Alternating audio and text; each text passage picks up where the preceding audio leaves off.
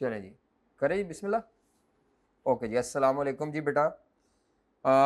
आज हमारा बीएफडी का लेक्चर नंबर 3 है। फर्स्ट लेक्चर में हमने सब्जेक्ट का ओरिएंटेशन डिस्कस किया, सब्जेक्ट को इंट्रोड्यूस किया, ठीक है। लेक्चर नंबर 2 जो कल हमने पढ़ा था बेटा, उसमें हमने फर्स्ट लर्निंग ऑब्जेक्टिव पढ़ा, कैपिटल इन्वेस्टमेंट्स क्या होती हैं, बहुत बेसिक सी बातें थी। इसमें काम की चीज़ जो है वो ये थ्योरी थी बस, कि कैपिटल इन्वेस्टमेंट्स को एक्सेप्ट या रिजेक्ट करने के लिए एक ख़ास प्रोसेस होता है, 4 या 5 स्टेजेस। वो 4 स्टेजेस ही आई आपकी किताब में, मैंने कल वेरीफाई कर ली, वो 5 गलत लिखा हुआ था नोट्स में।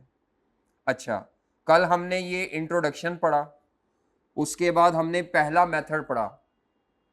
पहला मेथड क्या था कि आपने कैपिटल इन्वेस्टमेंट्स की डिसीजन मेकिंग करनी है, तो हमने एरो बनाया था कल वाइट बोर्ड पे, जिसमें हमने कहा था 2 तरह के मेथड्स होते हैं, एक प्रॉफिट बेस्ड और एक होते हैं कैश फ्लो बेस्ड।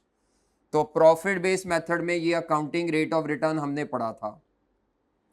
तो ये जो अकाउंटिंग रेट ऑफ रिटर्न है, हमने कहा था ये क्या होता है कि जो भी आप कैपिटल इन्वेस्टमेंट करेंगे उससे सालाना कितने परसेंट अकाउंटिंग प्रॉफिट कमाएंगे, जो हम इन्वेस्टमेंट करने जा रहे हैं उससे सालाना कितने परसेंट कमाएंगे, वो अकाउंटिंग रेट ऑफ रिटर्न है।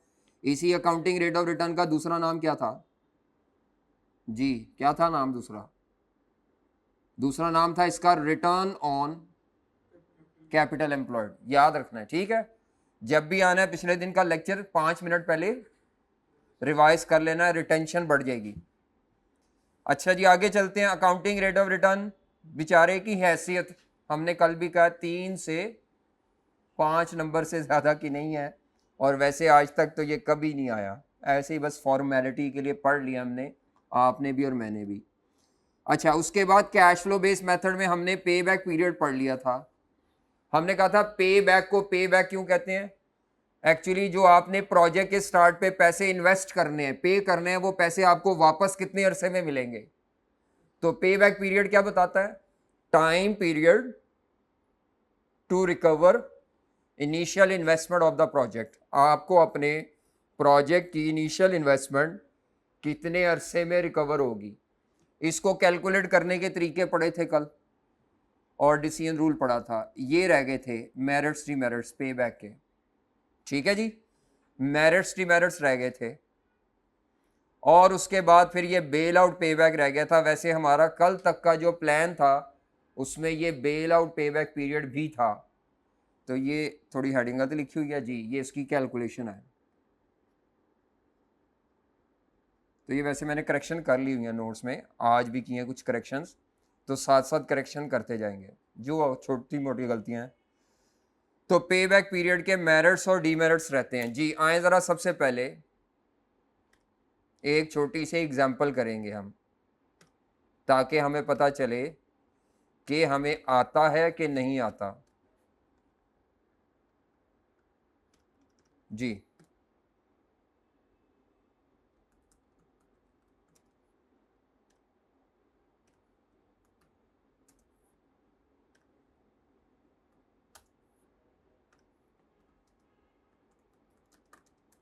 ये सॉल्व करेंगे आप, अभी बना रहे हैं और अभी करनी है आपने, अभी टेस्ट है एक किस्म का हमारा अपना ज़ाती, कोई नहीं गलत मलत हो जाएगा, कुछ नहीं होता।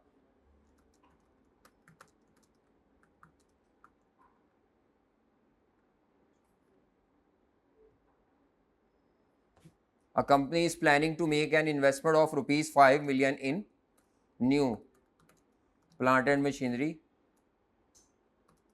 having expected useful life of 5 years with a residual value of rupees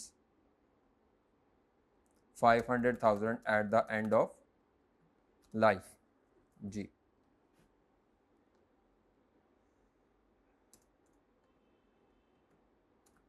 further information related to investment opportunity।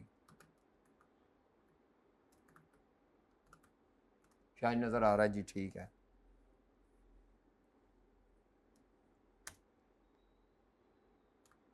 Annual sale volume 1 lakh units with a sale price of, बताते हैं अभी कैलकुलेटर पे देख के ज़रा।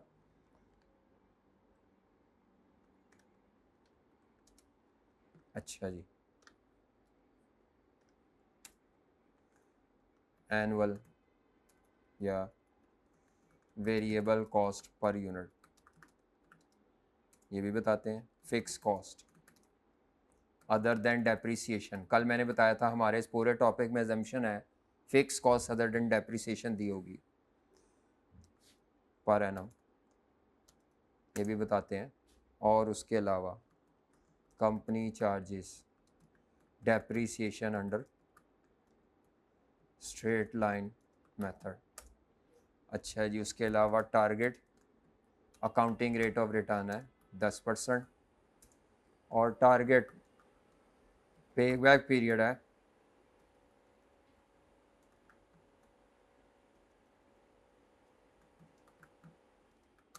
3 साल।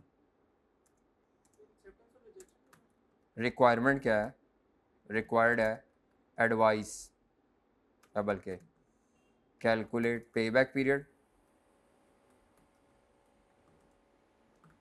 And advice whether project is acceptable और not. जब भी दो या दो से ज़्यादा प्रोजेक्ट्स होंगे तो उनका किया जाता है कंपैरिजन। जब भी एक प्रोजेक्ट होगा तो उनका किया जाएगा डिसीजन मेकिंग की एडवाइस करें। इसी तरह similarly accounting rate of return भी कैलकुलेट करें। अच्छा, अब मैं ज़रा ये फिगर्स ले लूँ।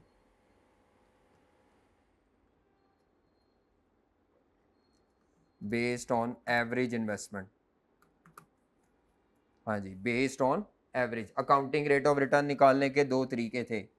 एक तरीका था average annual profit, average annual profit divided by initial investment, और एक तरीका था average annual profit divided by average investment. ठीक है जी। अच्छा, अब मैं यहाँ पे कैश फ्लोज और ये मैं देता हूँ ज़रा। सेल है 1 लाख,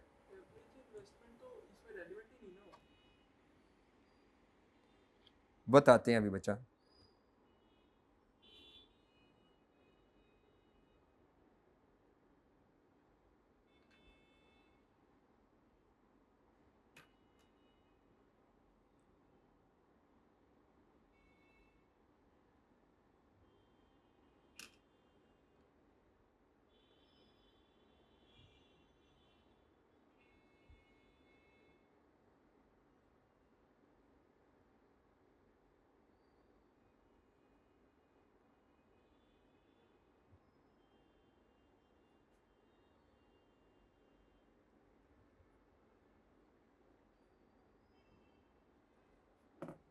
जी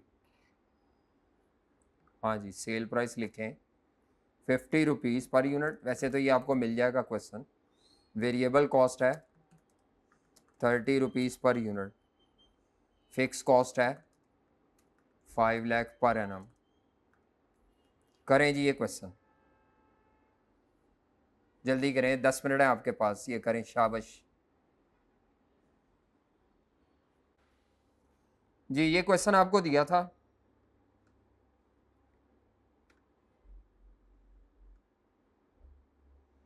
इसको हम करने लगे हैं, लेकिन हम इसको करेंगे अपने प्रैक्टिस वो सॉफ्टवेयर पे आई कैप के, ताकि हमें पता चले कि इसको कैसे सॉल्व करना है।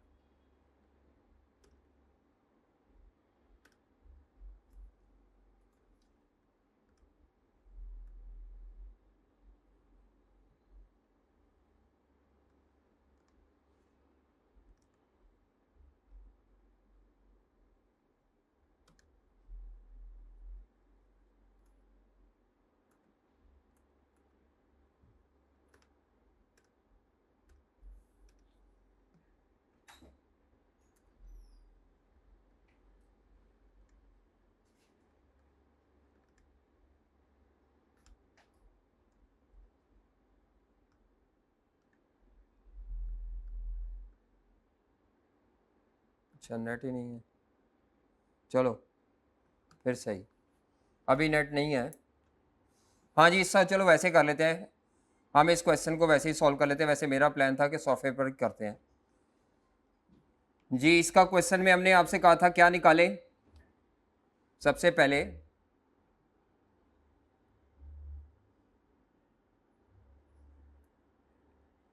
अकाउंटिंग रेट ऑफ रिटर्न निकालने को कहा है। तो अकाउंटिंग रेट ऑफ रिटर्न हम टेबल फॉर्म में करेंगे।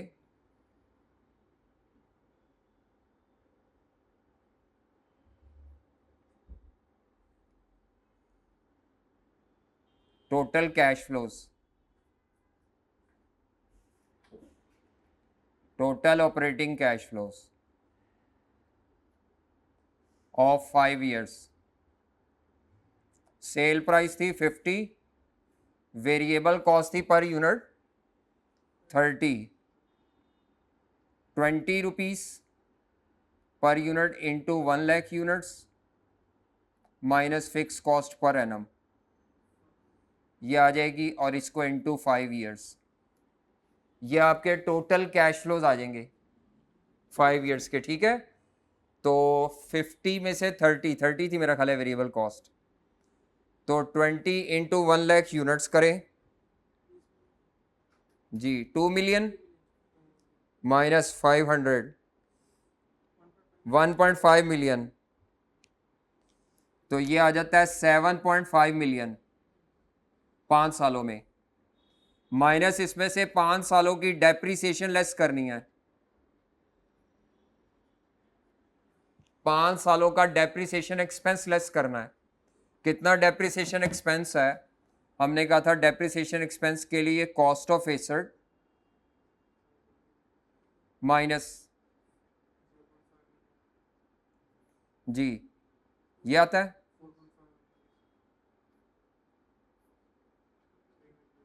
3 million का प्रॉफिट आ जाएगा, डिवाइडेड बाय लाइफ 5 years, तो मेरा ख्याल है 600,000 का एवरेज एनुअल प्रॉफिट आ जाएगा जी, एवरेज एनुअल प्रॉफिट आ जाएगा 600,000 का, divided by average investment. Average investment कैसे करते हैं, एसेट की value at the start of project, asset की value at the start of project, asset की value at the end of project, assets की डिवाइडेड बाय 2, तो मेरा ख्याल है ये आ जाएगा जी 2.75 जी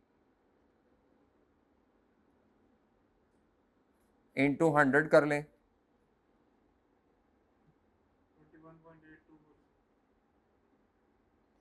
21.82% अकाउंटिंग रेट ऑफ रिटर्न है, और टारगेट कितने परसेंट का था, 10% का टारगेट था। प्रोजेक्ट 10% से ज़्यादा कमा रहा है तो आपने यहाँ पे रिकमेंड कर देना है कि अकाउंटिंग रेट ऑफ रिटर्न की बेस पर company should undertake the project, यानी कंपनी शुड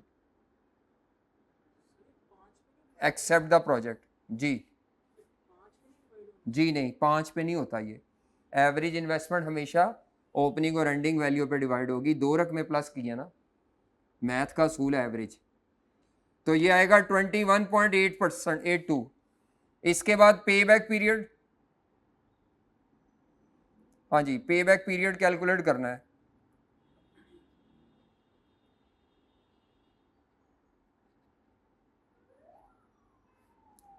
हाँ जी पे बैक पीरियड में क्या करेंगे, मेरा ख्याल है क्योंकि यहाँ हम हर साल एक जितनी अमाउंट कमा रहे होंगे तो इसीलिए ये फॉर्मूला लगा देंगे, कल पढ़ा था, इनिशियल इन्वेस्टमेंट,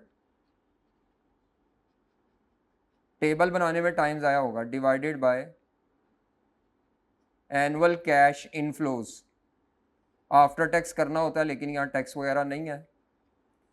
तो 5 million की इन्वेस्टमेंट थी, एनुअल कैश इनफ्लोज क्या थे, ये जो 5 से मल्टीप्लाई करने से पहले पहले ये 50 minus 30 20 into 1 lakh, 2 million minus ये, तो 1.5 million पर एनम है।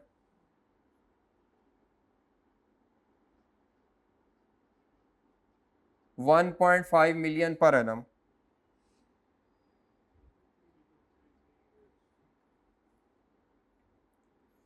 तो पे बैक पीरियड है 3.33 ईयर्स, जो कि टारगेट से एक्सीड कर रहा है। तो पे बैक पीरियड की बेस पर हम अपने प्रोजेक्ट को एक्सेप्ट नहीं करेंगे। पे बैक पीरियड की बेस पे आपका प्रोजेक्ट रिजेक्ट होगा, क्योंकि इसका जो रिकवरी पीरियड है वो टारगेट से स्लो है, लेट पैसे रिकवर हो रहे हैं। तो अभी तक जो हमने पढ़ा था वो इस एग्जाम्पल के जरिए हमने क्या कर लिया, वो हमने सॉल्व करके ज़रा रीकैप ले लिया।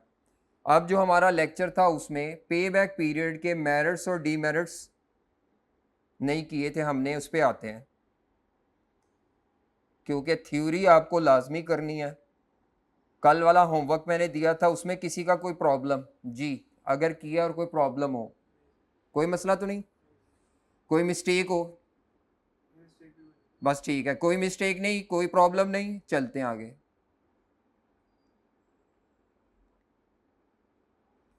ले जी, पे बैक पीरियड के मेरिट्स लिखे हुए हैं। सबसे पहला लिखा हुआ है, पे बैक पीरियड को आसानी से कैलकुलेट किया जा सकता है और इसको आसानी से समझा जा सकता है, कोई बहुत ज़्यादा ट्रिकी कैलकुलेशन पे बैक पीरियड में नहीं है। दूसरा इसका फ़ायदा ये है कि इसमें हम प्रॉफिट की बजाय कैश फ्लोज यूज़ करते हैं। प्रॉफिट की बजाय क्या यूज़ किया जाता है? Cash flows. तो मैंने शायद आपको कल भी बताया था कि प्रॉफिट के मुकाबले में जो कैश फ्लोज होते हैं वो ज़्यादा रियलिस्टिक होते हैं। तो इस पॉइंट में वैसे दो एडवांटेजेस लिखे हुए थे, easy to calculate and easy to understand by any manager. जिसने कभी फाइनेंस नहीं भी पढ़ी उसको भी समझ आ जाएगा। दूसरा फ़ायदा इसका यह है कि इसमें प्रॉफिट कैलकुलेट नहीं किया जाता, बल्कि इसमें कैश फ्लो की बेस पे डिसीजन किया जाता है, और कैश फ्लोज प्रॉफिट के मुकाबले में ज़्यादा रियलिस्टिक है, क्योंकि बीच में कोई provisions, impairments, amortisations, accrual treatments कुछ नहीं होते। ठीक है, तो cash flows are more realistic than accounting profit, ये लिखा भी हुआ है। तो बेटा कैश फ्लोज प्रॉफिट से ज़्यादा रियलिस्टिक होते हैं, तो हर वो मेथड जो कैश फ्लो बेस्ड है वो सारों का ये फ़ायदा लिख सकते हैं आप। ARR का ये नुकसान था। अच्छा, उसके बाद तीसरा फ़ायदा क्या है इसका, जो बिजनेस छोटे होते हैं उनके पास लिक्विड कैश की कमी होती है, और ये जो पे बैक पीरियड मेथड है ये उन छोटे बिजनेसेस की साइकी को सूट करता है। वजह यह है जितनी जल्दी पैसे रिकवर होंगे वो प्रोजेक्ट सेलेक्ट हो जाएगा। तो उसने तीसरा एडवांटेज क्या लिखा है, पे back period method concentrates on earlier cash flows, यानी ये जल्दी मिलने वाले कैश फ्लोज वाले प्रोजेक्ट को फोकस करता है। और ये वाली बात किनको सूट करती है, जिन बिजनेसेस के पास छोटे बिजनेसेस हैं और पैसों की क्या होती है, कमी। उनकी कोशिश होती है प्रोजेक्ट में पैसे लगाएं, वहां से जल्दी से वापस आए, कहीं और लगाएं। यानी उनके पास इतने अबंडेंट पैसे नहीं होते कि वो प्रोजेक्ट ए में भी निकालें, बी में भी लगा दें, सी में भी लगा दें। क्या मेरी बात समझ आ रही है? तो इसका मतलब है इस मेथड की तीन खूबियां हैं। पहली, सिंपल है, समझना भी सिंपल, कैलकुलेट करना भी आसान। दूसरा फ़ायदा, इसमें कैश फ्लोज इस्तेमाल होते हैं जो कि मैन्युपुलेट नहीं होते, ना उसके अंदर अकाउंटिंग ट्रीटमेंट्स की प्रॉब्लम्स है। हर बंदा जब कैश फ्लो निकालेगा सेम तरीके से निकालेगा, लेकिन जब दो अकाउंटेंट प्रॉफिट निकालेंगे, इन्वेंट्री वैल्यूएशन का फड्डा, प्रोविजंस का मसला, डेप्रिसिएशन के मेथड का मसला, इसकी वजह से हर साल के प्रॉफिट हर अकाउंटेंट के क्या होंगे, डिफरेंट आ सकते हैं। अच्छा जी, पे बैक पीरियड मेथड के डिसएडवांटेजेस में क्या है? पहला डिसएडवांटेज है ऑब्जेक्टिव ऑफ वेल्थ मैक्सिमाइजेशन। जी इसको बताएं जी, आप कोई एक बच्चा बताए ये क्या, ये कल भी एक्सप्लेन किया था अगर आपको याद हो।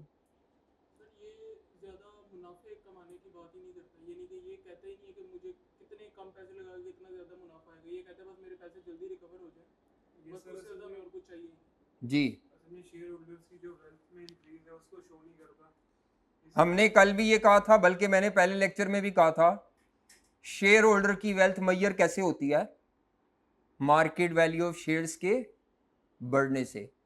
इस मेथड का जो आंसर है ना वो ये रुपीस में नहीं है।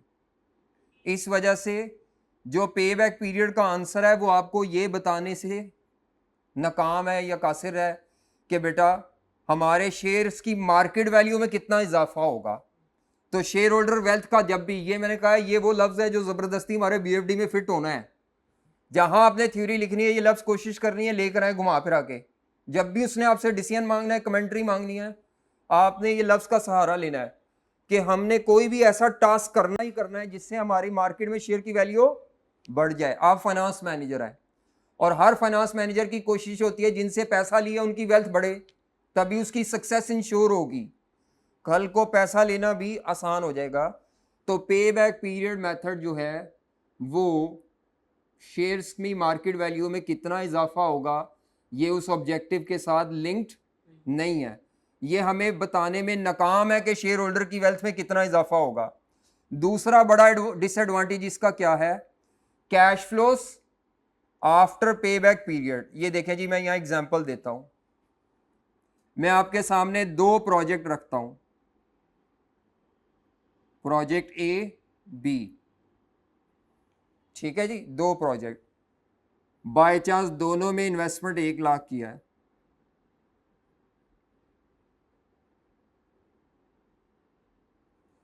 $60,000 कमाया, 40,000 कमाया, 20, 40। अच्छा जी, 20,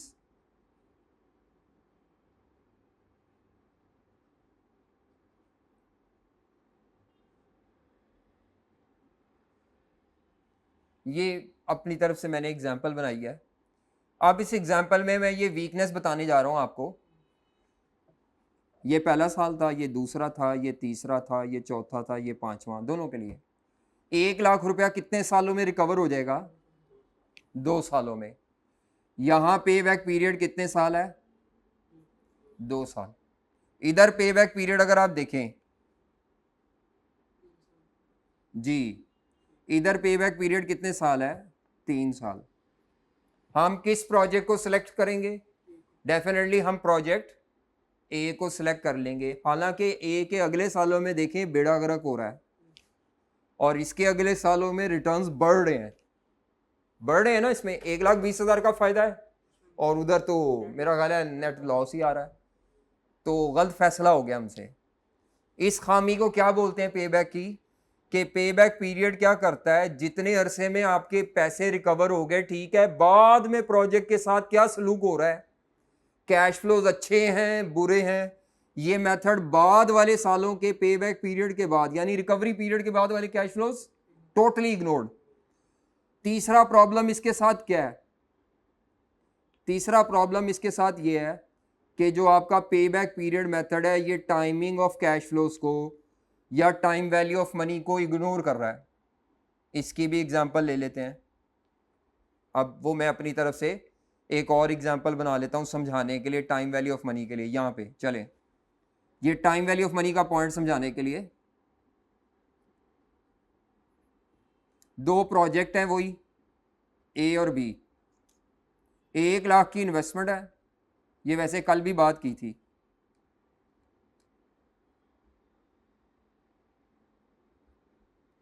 एक लाख की इन्वेस्टमेंट है,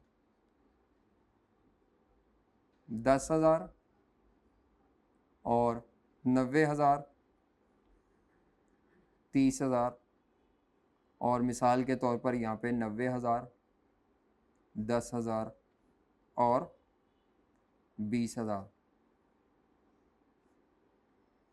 10,000 और यहाँ 40,000।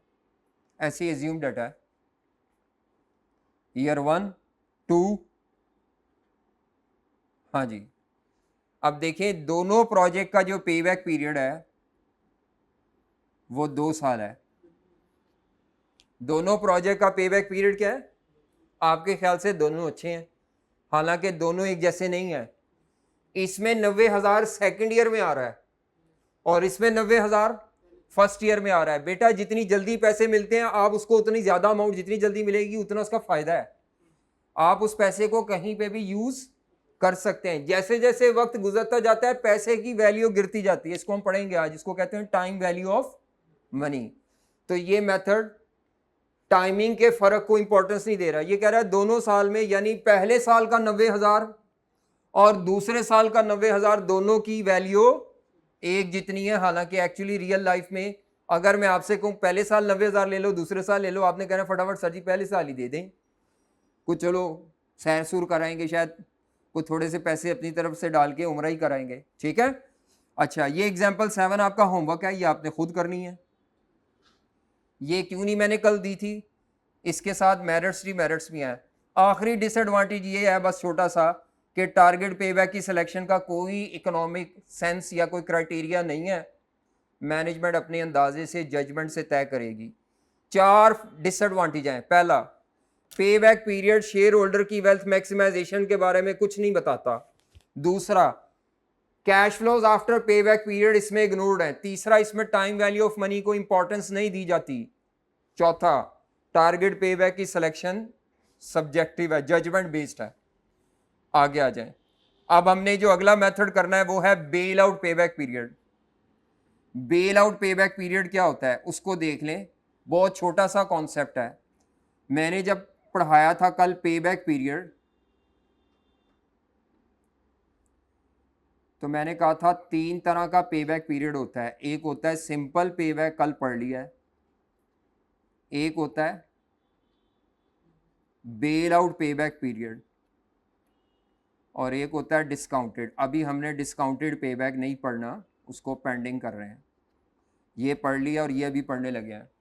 10 मिनट का है टॉपिक, छोटा सा जी। पेबैक पीरियड क्या होता है बताएं जी। टाइम पीरियड होता है जिसमें आपकी इनिशियल इन्वेस्टमेंट, हाँ जी, हमारी इन्वेस्टमेंट जितने अरसे में रिकवर हो जाएगी, ठीक है। लफ्ज बेल आउट का मतलब होता है कि आप अपने प्रोजेक्ट को, अगर उसकी लाइफ 5 साल है, 5 साल बाद आपने उस प्रोजेक्ट को बंद करना है। बेल आउट पेबैक पीरियड में क्या होता है, आप ये चेक करते हैं अगर हम प्रोजेक्ट को 5 साल पूरा चलाने की बजाय वक्त से पहले ही वाइंड अप कर दें, उस प्रोजेक्ट के एसेट्स बेच दें, उसको क्लोज करने पे जितनी कॉस्ट आनी है वो कर लें, तो किसी भी प्रोजेक्ट को उसकी टोटल लाइफ से पहले वाइंड अप करने से जो भी कैश फ्लोज आएंगे, खास तौर पर एसेट को स्क्रैप करके जो आएंगे, तो उन कैश फ्लोज को कहते हैं बेल आउट कैश फ्लोज। आपने बेल आउट पेबैक पीरियड में क्या करना है, जो प्रोजेक्ट के कमाई वाले कैश फ्लोज हैं वो भी काउंट करने हैं, और आपने हर साल में देखना है कि अगर हम पहले साल प्रोजेक्ट बंद कर दें, बेच दें एसेट्स, तो क्या हमारा पैसे इन्वेस्टमेंट जल्दी रिकवर हो जाएगी, क्या हम दूसरे साल बेच दें। यानी बेल आउट पेबैक पीरियड में आप अपने प्रोजेक्ट के जो एसेट्स हैं उनको बेच के जो कैश फ्लोज आ रहे हैं, स्क्रैप वैल्यू ऑफ एसेट, इसको बोलते हैं बेल आउट कैश फ्लोज। यानी early winding up of the project से जो भी कैश फ्लोज आएंगे उनको आप अपने प्रोजेक्ट के नॉर्मल कैश फ्लोज में एडजस्ट करेंगे, हर साल 1 बाय 1 करके देखेंगे। अब इससे हमारे सॉल्यूशन पे क्या इंपैक्ट आएगा, बगैर एग्जांपल के समझ नहीं आना, हम एग्जांपल करेंगे। कोई डेफिनेशन नहीं पढ़ा, सिंपल सा है। ये आई कैप की बुक की एग्जांपल है 8। देखें जी, कहता है, एग्जांपल से पढ़ेंगे। कहते हैं एक कंपनी है जो एक नया प्रोजेक्ट करने जा रही है जिसमें इन्वेस्टमेंट है 1,50,000 रुपए। अच्छा, प्रोजेक्ट 1 लाख की इन्वेस्टमेंट है, यह आपकी इनिशियल इन्वेस्टमेंट हो गई। अच्छा जी, प्रोजेक्ट से कितने एनुअल कैश फ्लोज आएंगे, पहले साल 40, दूसरे में 50, फिर 60 और फिर 25। ये प्रोजेक्ट को चला के जो हर साल कमा रहे हैं ये वो कैश फ्लोज है। इसके आगे देखें एक एक्स्ट्रा कॉलम दिया हुआ है, net cash inflows resulting from bail out. इसको कैसे पढ़ते हैं, अगर हम प्रोजेक्ट को पहले साल चलाकर बेच दें, बंद कर दें, तो हमें उसके एसेट्स बेचकर जो कैश फ्लोज आएंगे स्क्रैप ऑफ एसेट से, नेट इनफ्लोज, वो 90,000 के आएंगे अगर हम पहले साल बेचें। अगर हम प्रोजेक्ट 2 साल चला के दूसरे साल के एंड पे बेचें, फिर ये नहीं आएगा, फिर 60 आएगा। जैसे जैसे वक्त गुजरता जाएगा एसेट यूज होते जाएंगे, उनकी बेल आउट इनफ्लोस की वैल्यू क्या होती जा रही है, कम होती जा रही है। ठीक है, इससे फायदा क्या होगा, आपकी इन्वेस्टमेंट जल्दी रिकवर होने का चांस है। पढ़ते कैसे हैं इसको, अगर हम प्रोजेक्ट को पहले साल बंद कर दें तो 90,000 इनफ्लो आएगा एसेट बेच के, दूसरे साल बंद करें तो 60,000 आएगा, तीसरे साल बेचें तो क्या आएगा, और अगर आखिरी साल बेचेंगे तो बेल आउट में यानी आपके एसेट से कुछ भी नहीं आएगा। आपसे कहता है पहले तो सिंपल पेबैक पीरियड निकालो, कौन सा पेबैक निकालो, फिर कौन सा निकालो, बेल आउट। आए जी इधर करते हैं जरा व्हाइट बोर्ड पे जी। सिंपल पेबैक पीरियड तो पहले की तरह ही होगा,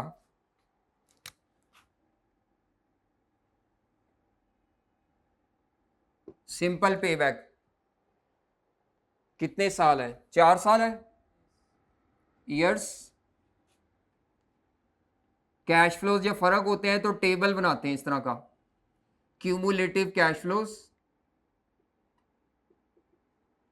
जी जनाब, कितनी इन्वेस्टमेंट है, 1,50,000। इधर लिखेंगे पहले साल में हमने, इसको छोड़ दें अभी, पहले ये नहीं देखना जी। 40, 50, 60 जी, 40,000 रिकवर कर लिया तो बाकी रह गया 1,10,000। दूसरे साल हमने 50,000 रिकवर किया, 60 रह गया। तीसरे साल 60,000 रिकवर किया तो ये 0 हो गया। आगे वाले कैश फ्लोज लिखने की ज़रूरत नहीं है, कोई फ़ायदा नहीं। ले जी, आपका पेबैक पीरियड आ गया। सिंपल पेबैक पीरियड का आंसर है 3 साल। सिंपल पेबैक पीरियड का आंसर क्या है, 3 साल। इसी के मद्दे मुकाबिल अगर हम बेल आउट पेबैक पीरियड निकालें तो सारा टेबल इसी तरह का बनेगा, थोड़े से एक्स्ट्रा कॉलम बन जाएंगे।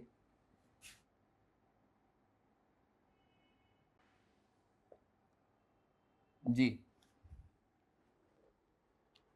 तो सबसे पहले उसमें भी यही column years, cash flows, cumulative cash flows, bail out cash inflows,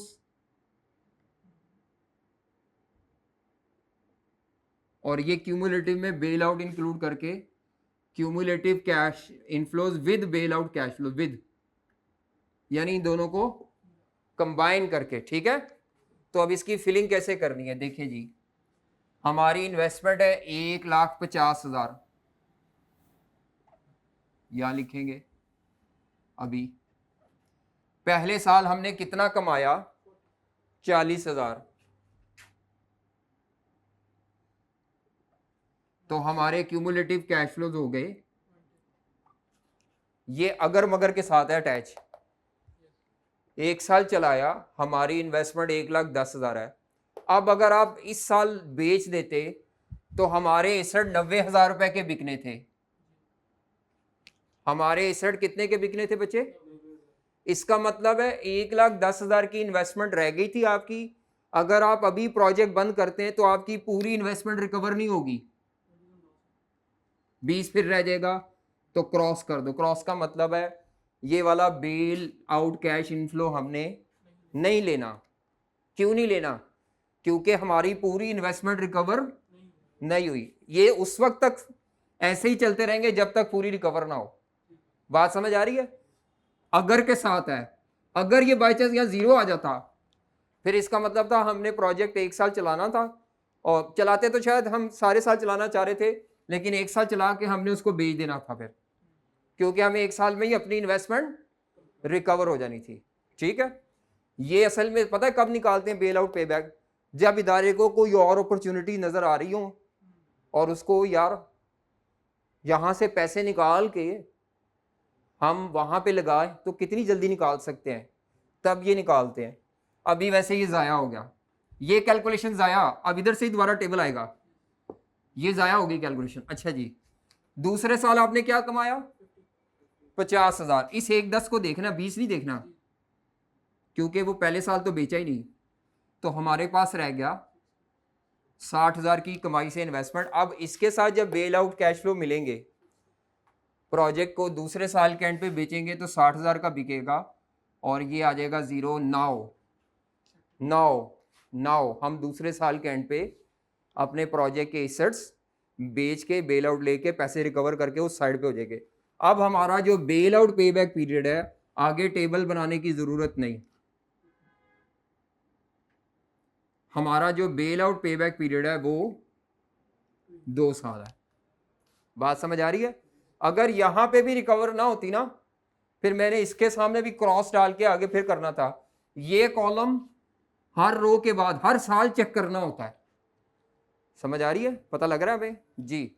बताएं जी, समझ आती है जी? सर अगर ये थर्ड तक जाता और थर्ड में ये पॉजिटिव आ रहा होता और वो जीरो हो रहा, हाँ, तो फिर वो प्रोपोर्शनेट निकाल लेते हैं। वैसे हमने करना एंड पे ही होता है। एजम्पशन होती है, एजम्पशन ये होती है कि ये जो बेल आउट कैश इनफ्लो है ये साल के दरमियान नहीं आना है, ये साल के एंड पे ही आना है। समझ आ रही है? ये साल के एंड पे ही आना है। सरप्लस भी आ जाएगा तो आपका कैश इनफ्लो एंड पे आए ना, तो आपने गिनने फिर 3 साल ही हैं। समझ आ रही है? नहीं देन फिर हम वो सरप्लस वाले को लेंगे ना क्या? अगर, हाँ, वही साल, उससे आगे नहीं जाएंगे ना फिर। नहीं फिर हम सरप्लस वाले को ही ले रहे होंगे ना प्रोपोर्शनेट के बजाय। ये हाँ अगर हम ईयर एंड पे assumption जी लेंगे। जी जी जी, अच्छा जी, ये एग्जांपल करें जी। आई कैप की स्टडी टैक्स है, करें, शाबाश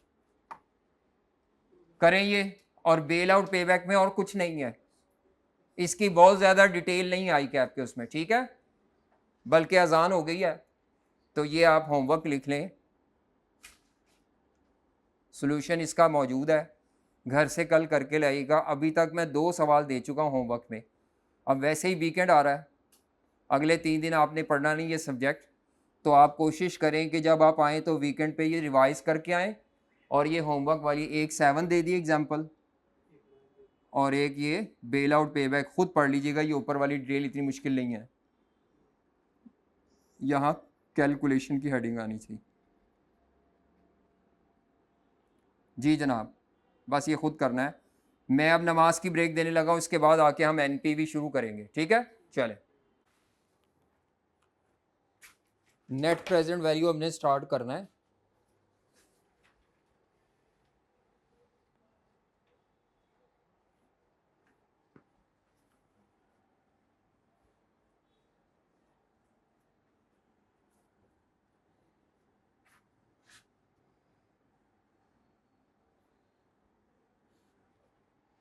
अच्छा जी, जो टॉपिक हमने स्टार्ट करना है, जो मेथड, उसका नाम है net present value.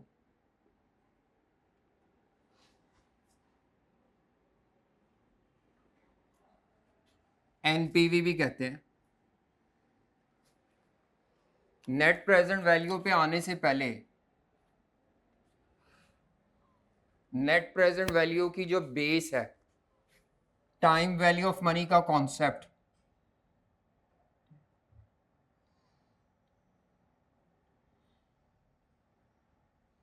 Ji time value of money का कॉन्सेप्ट हम रिफ्रेश करेंगे। जिन्होंने एमएफए का सब्जेक्ट पढ़ा है वो उनको तो पता होगा, बाकी नहीं भी पता तो रिवाइज कर लेंगे। फिर उसके बाद simple NPV, simple net present value, और आखिर में जो पेपर में आती है कॉम्प्लेक्स एनपीवी। ठीक है जी? तो ये नेट प्रेजेंट वैल्यू के लिए आपको 3 हेड्स मेन पता हो।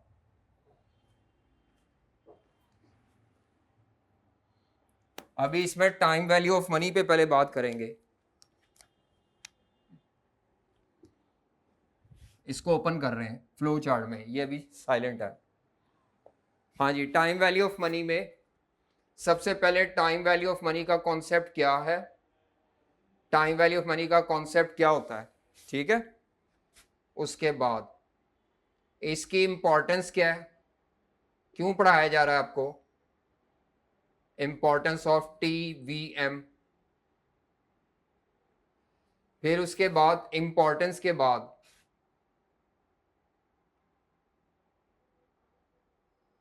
रियल लाइफ में इसकी कहां एप्लीकेशन है?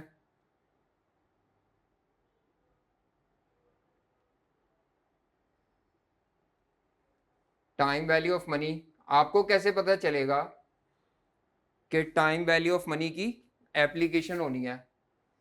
फिर उसके बाद टाइमलाइन का क्या कॉन्सेप्ट है? ठीक है, टाइमलाइन का क्या कॉन्सेप्ट है? फिर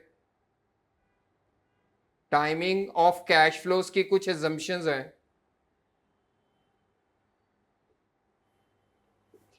फिर उसके बाद कंपाउंडिंग किसे कहते हैं और डिस्काउंटिंग किसे कहते हैं? ये सब चीजों पे बात करनी है हमने, ठीक है? ये सब नोट्स में मौजूद है। तरतीब आगे पीछे हो सकती है क्योंकि मैंने तो जो इस वक्त मेरे ज़हन में मैंने उसी तरतीब से लिख दिया।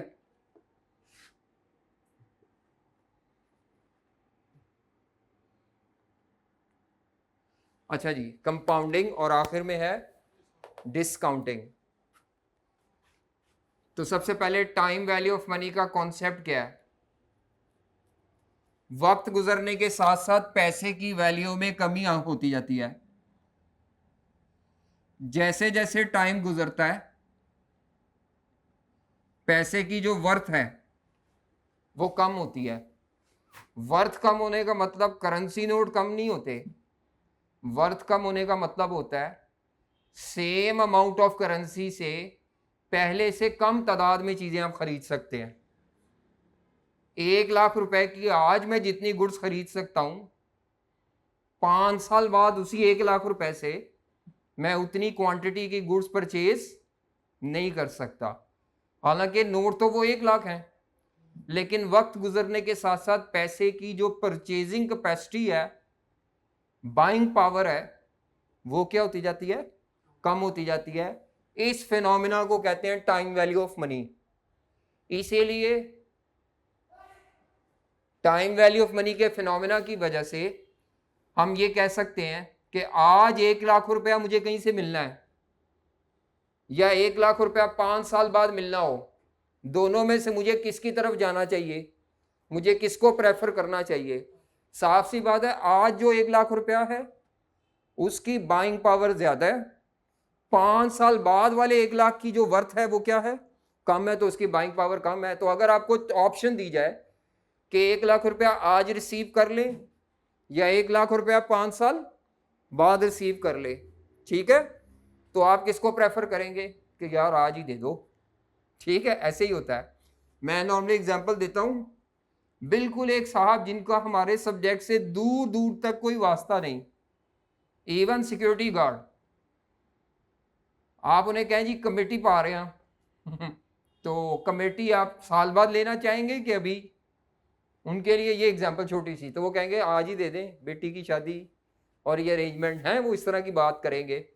इसका मतलब है जितने मर्जी लोग चाहे पढ़े लिखे हैं चाहे अनपढ़ हैं, जो भी है, उसके बैक ऑफ द माइंड पे ये फिलॉसफी काम कर रही है। जहां पैसा आ रहा है, जहां मनी आ रही है, वहां उसके ज़हन में ये फिलॉसफी है जल्दी पैसे मिल जाए अच्छा होगा, जितने लेट पैसे मिलेंगे मेरे पैसे की क्या हो जाएगी?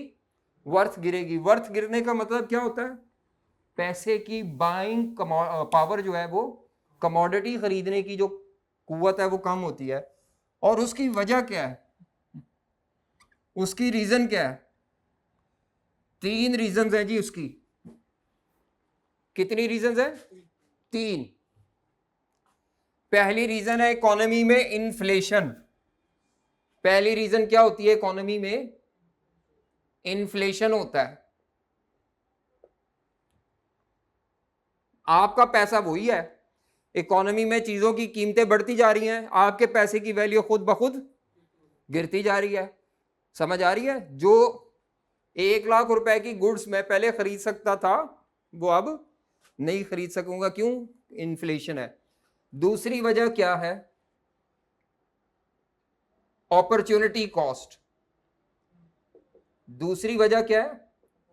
Opportunity cost. अब इस पॉइंट को समझ, 1 लाख रुपया मुझे आज मिलेगा तो मैं कहीं इन्वेस्ट कर लूंगा, कमा लूंगा। वही 1 लाख मुझे 5 साल बाद मिलेगा तो मैं 5 साल तक जो पैसे कमा सकता था वो कमाई नहीं कर पाऊंगा, तो मुझे उस 5 साल की इनकम सैक्रिफाइस करनी पड़ेगी अगर मैं लेट पैसे लेता हूं। तो इसीलिए 1 लाख रुपया आज मिल जाए उसकी वर्थ क्यों ज्यादा है, उस पैसे से अर्निंग पॉसिबल है।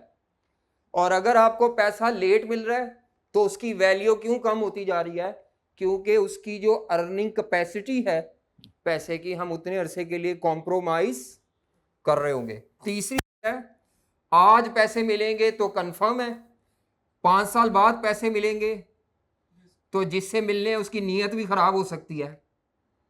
फ्यूचर हमेशा अनसर्टन है, डाउट्स आ जाएंगे, बंदा डिफॉल्ट भी कर सकता है, नीयत खराब हो सकती है, मिसकमिटमेंट कर सकता है, ठीक है, एनीथिंग इज पॉसिबल, दुनिया से कुछ भी कर सकता है। तो ये सारे मसाइल पाए जाते हैं।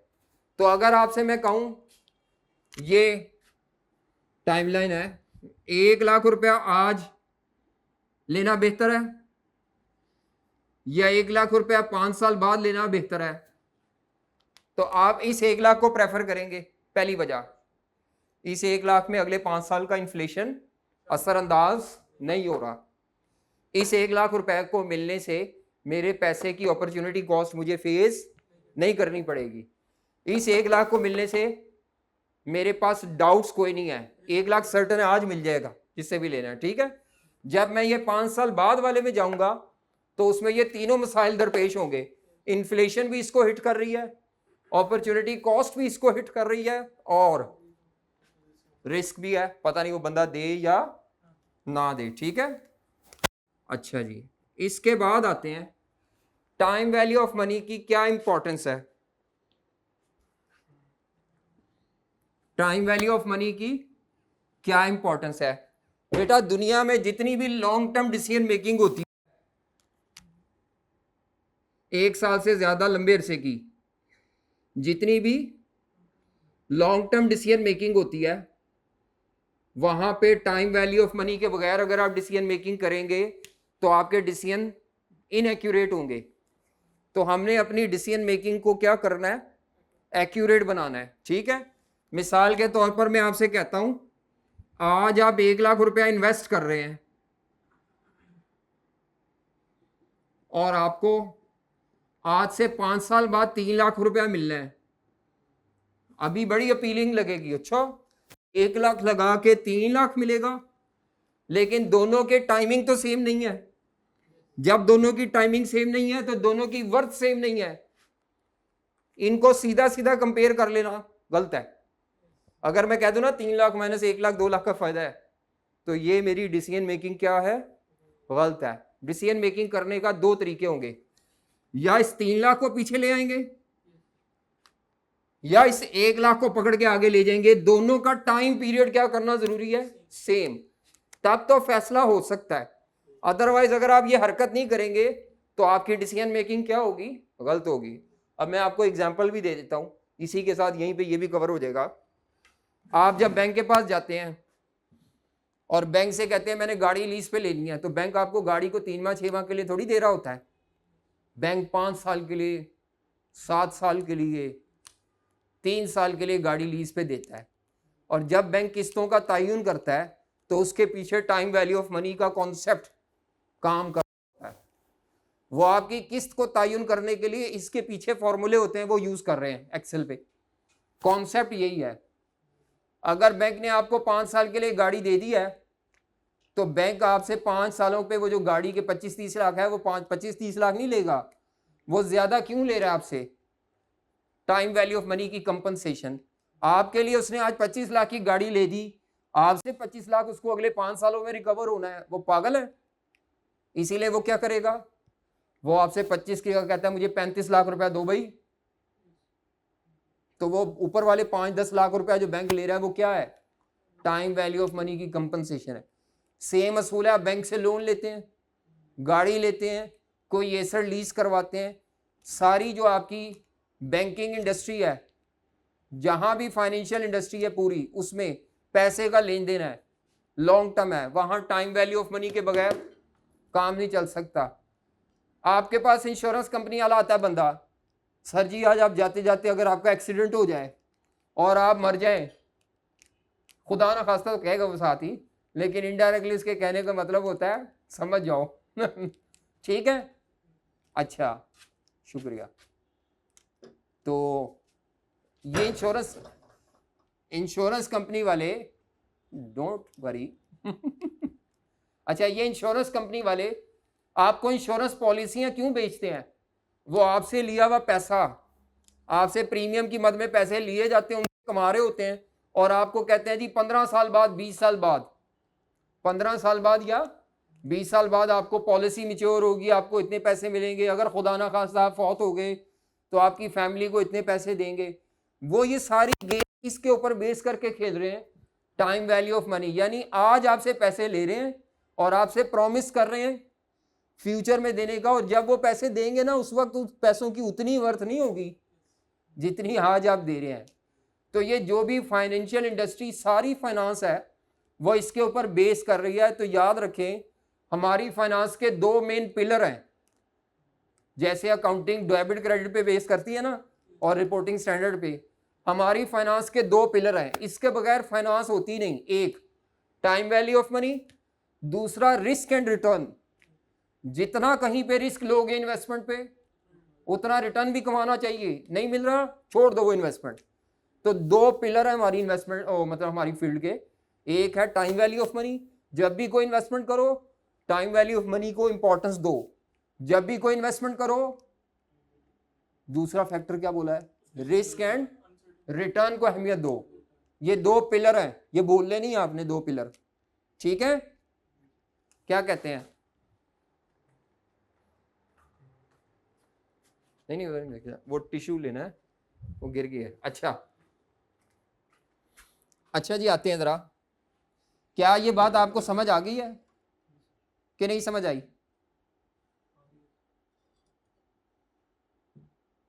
अच्छा, टाइम वैल्यू ऑफ मनी की एप्लीकेशन कहां पे होगी? Long term decision making. यहीं से पेपर में कैसे पता चलेगा? हमें तो पेपर करना है ना सर जी, पेपर बताएं, पेपर में कैसे पता चलेगा? अगर आपको कोई भी डिसीजन दे दिया जाए पेपर में जिसके कॉस्ट और बेनिफिट 1 साल से ज्यादा हो, कोई भी डिसीजन दे दिया जाए जिसके कॉस्ट और बेनिफिट्स बियॉन्ड 1 ईयर हो,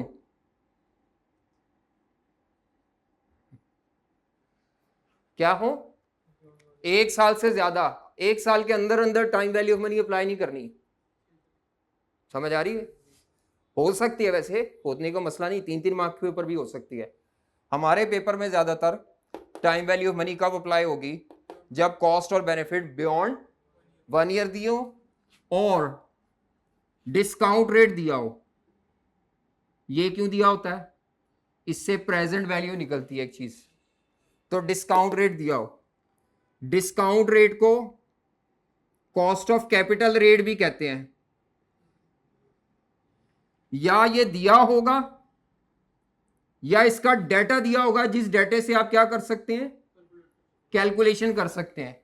डेटा देने का मतलब ही वो आपको कह रहा है पॉइंट कैलकुलेट करो, ठीक है। ये दोनों चीजें अगर आपको क्वेश्चन में कभी भी नजर आ जाए और एग्जामिनर ने कुछ नहीं कहा तो आपने टाइम वैल्यू ऑफ मनी का कॉन्सेप्ट अप्लाई करना है। कैसे करना है वो भी नहीं बताया मैंने जी। यहां तक कोई सवाल है तो पूछ लें। डिस्काउंट रेट से ये नहीं, फ्यूचर वाला भी तो निकाल सकते हैं, कंपाउंड भी तो कर सकते हैं जी।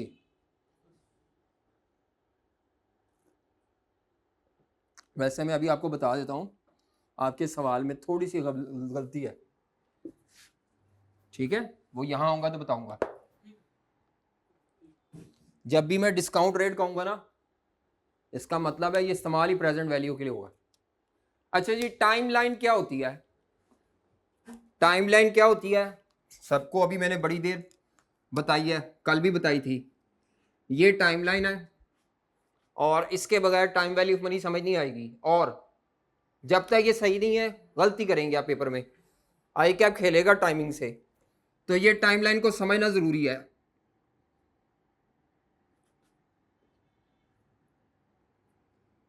जी, ये जो टाइमलाइन पे 0 है, ये साल नहीं कहना है इसको, ये एक दिन है सिर्फ, इट इज जस्ट 1 डे। क्या है? अगर मैं कहता हूँ ना ये डेट इस पे ऐसी लिख दूं 1 जनवरी 2020, तो ये सिर्फ 1 जनवरी वाला दिन है, 2 जनवरी नहीं है इसमें शामिल, एक दिन है सिर्फ, ये एज ऑन है, एज ऑन या एज एट। इसको नाउ भी कहते हैं। अब इसके कई नाम है, नाउ, नाउ, आज को नाउ भी कहते हैं, टुडे भी कहते हैं, करंटली भी कहते हैं, प्रेजेंटली भी कहते हैं। छोटे छोटे लिख रहा हूं लेकिन बोल भी रहा हूं ताकि जो घर से पढ़े उनको नजर आ जाए। Now, today, currently, presently, immediately, date of investment, start of project, ये सारे नाम इस्तेमाल होंगे। ठीक है, start of project, date of investment, start of commercial production. हमारी एजम्पशन होती है अगर हम फैक्ट्री लगा रहे हैं ना तो यहां लैंड लाएंगे, एक ही दिन में बिल्डिंग ली या बिल्डिंग खड़ी की और प्लांट लगा के प्रोडक्शन शुरू। ये बेसिक एजम्पशन है, गलत भी हो सकती है ये, लेकिन कुछ ना बताए तो यही चलेगी कि एक ही दिन में सारी इन्वेस्टमेंट।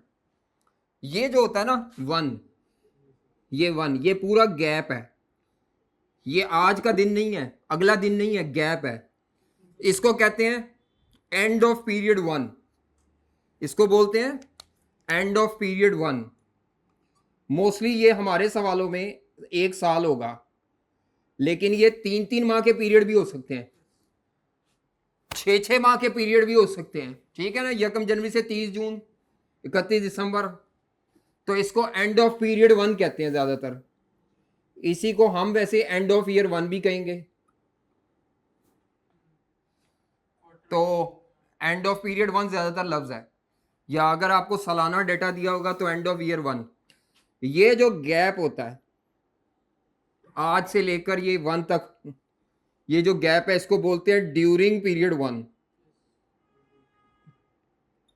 इसको क्या बोलते हैं? During period 1। गैप है ना, आज से लेकर 1 साल मुकम्मल होने तक, ड्यूरिंग पीरियड 1। अच्छा, इसको कहते हैं and of period 2, and of period 2। इसको कहते हैं एंड ऑफ पीरियड 3, या ईयर 3 भी कहते, आप लोग ईयर कह सकते हैं लेकिन ये धोखा भी दे जाता है कई दफा, तो पीरियड का लफ्ज याद रखना है। एंड ऑफ पीरियड 4, ये गैप क्या होगा? During year 4, during period 4, during period 3, 2 से 3 के दरमियान, ड्यूरिंग पीरियड 3 है ये ड्यूरिंग पीरियड 4, ये एक के खत्म होने के बाद दूसरा, जब एक से दूसरे साल तक, ड्यूरिंग पीरियड 2। हाँ जी, तो अगर मैं आपसे कहूं आप एक मशीन खरीदेंगे 2 लाख रुपए की, इमीडिएटली 2 लाख पे कर देंगे, तो वो 2 लाख रुपए को 0 वाली डेट पे आप आउटफ्लो लिख देंगे, नेगेटिव। उसके बाद मैं कहता हूं वो मशीन आप 5वें साल के एंड पे बेच देंगे, 5वें साल के एंड पे बेच देंगे, या चौथे साल के एंड पे, चौथे साल के एंड पे बेचेंगे तो यहां लिखेंगे।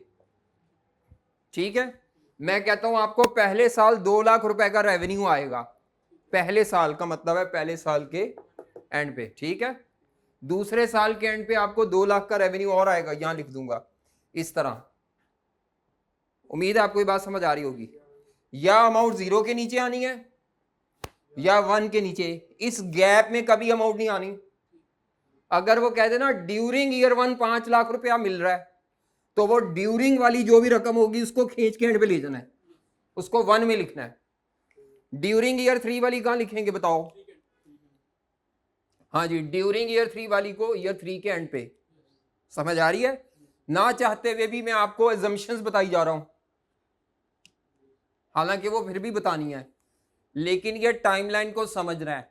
सबसे बड़ी जो गलती बच्चे करते हैं टाइमलाइन में वो ये है, अगर वो कह दे ड्यूरिंग ईयर 3 तो भी ईयर 3 में आना, एंड ऑफ पीरियड 3 कह दे तो भी 3।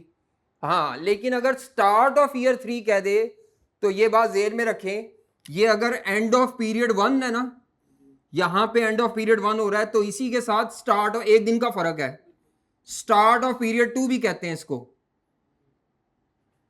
ये एंड ऑफ पीरियड 2 है तो ये स्टार्ट ऑफ पीरियड 3 भी कहलाता है। ये बात भूल जाते हैं बच्चे।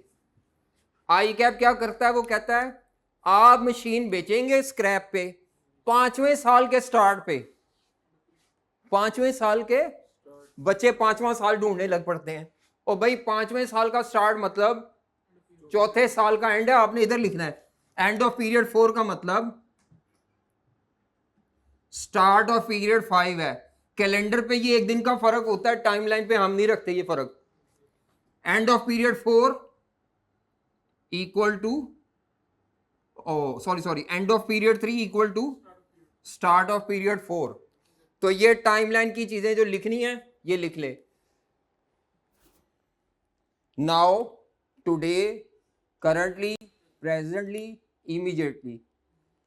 उसके बाद 1 को क्या बोलते हैं, and of period 1, and of period year 1, या स्टार्ट ऑफ पीरियड 2 भी कहते हैं उसको। जहां पिछला पीरियड एंड हो रहा है उसी वक्त अगला पीरियड क्या हो रहा है, स्टार्ट हो रहा है। तो ये क्वेश्चन की स्टेटमेंट में लिखा होगा और आप गलती कर देंगे। अगर आपको ये टाइमिंग क्लियर नहीं है तो फिर आपको काफी मसाइल होंगे क्वेश्चन पढ़ते हुए। आप उसको गलत टाइम पे प्लेस करेंगे तो मुफ्त के नंबर कट जाएंगे। ये मैंने आपको टाइमलाइन सिखा दी। आते हैं जरा इसका ऑडिट करते हैं जो अभी तक पढ़ा है।